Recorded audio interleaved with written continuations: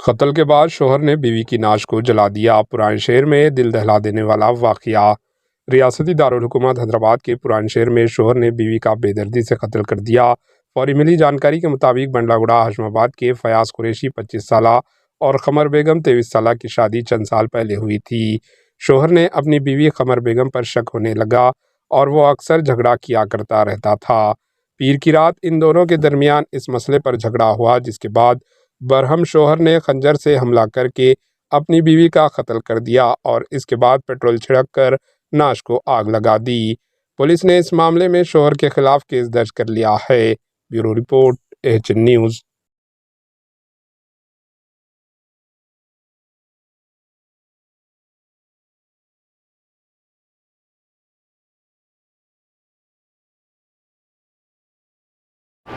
AHN news को like करें, share करें और सब्सक्राइब करना ना भूलें।